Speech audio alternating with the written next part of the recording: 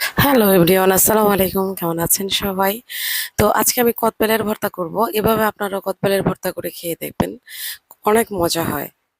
যদিও এখন কদবেলের সিজন। তো আমি প্রথমে একটা কদবেল নিয়েছি। কদবেলটাকে আমি কদবেলের থেকে কদবেলটা ফেটে কদবেলের ভিতর থেকে ভিতরের অংশটা নিয়ে নিব। যদিও বেলের উপরের খোসাটা অনেক শক্ত। তো এইভাবে আমি কদবেলের পুরো অংশটা নিয়ে নেব।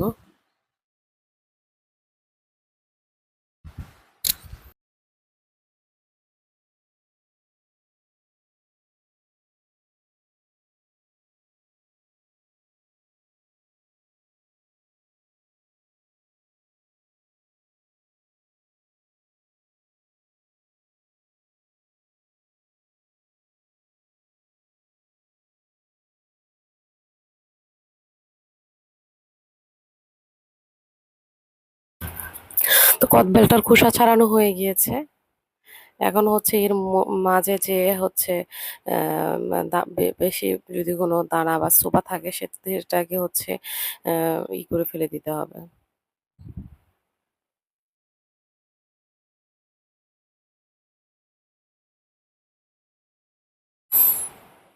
এখন আমি ভাজা মরিচ দিয়ে দিব কয়েকটা, যেহেতু টক ঝাল ভর্তা করব। আর কদবেলটা এমনিতেও খুব বেশি টক না, একটু কমই টক। তো এখানে লবণ নিয়ে নিছি আর শুকনা মরিচ নিয়ে নিছি। এখন এইগুলাকে ভালো করে মাখায় নেব।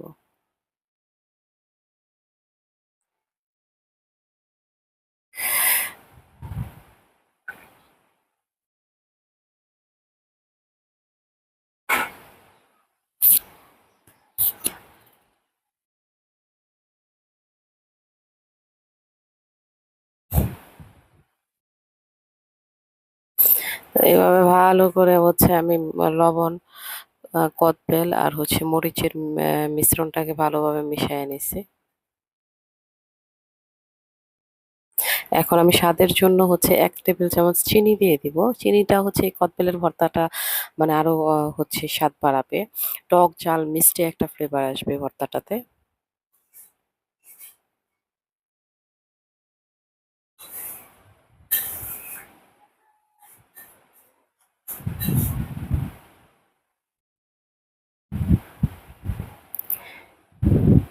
এখন ডেকোরেশনের জন্য আমি কদবেলের যে খোসাটা ছিল উপরের, খোলসটার মধ্যে কদবেলটা রাখবো। আর এদিকে আমি একটু সরিষার তেল দিয়ে যাব ভালো একটা সুঘ্রাণ আসার জন্য।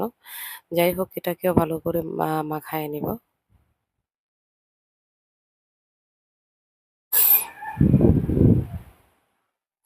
যাই হোক, আপনারা চাইলে ধনেপাতাও দিতে পারেন। ধনেপাতা দিলেও ভালো লাগবে, যদিও আমার কাছে ধনেপাতা ছিল না, সেজন্য সেটাকে আমি স্কিপ করছি। যাই হোক, এভাবে কদবেলের ভর্তা খেয়ে দেখবেন। আর ডেকোরেশনটা করছি আমি কদবেলের যে খোসাটা, উপরের খোলসটা ছিল খোলসটার উপরে। যাই হোক, এভাবে কদবেলের ভর্তা করে তৈরি করে অবশ্যই আমাকে কমেন্ট করে জানাবেন। খেতে কিন্তু খুব মজা হয়েছে। ভালো থাকবেন সবাই, টেক কেয়ার, আল্লাহ হাফেজ।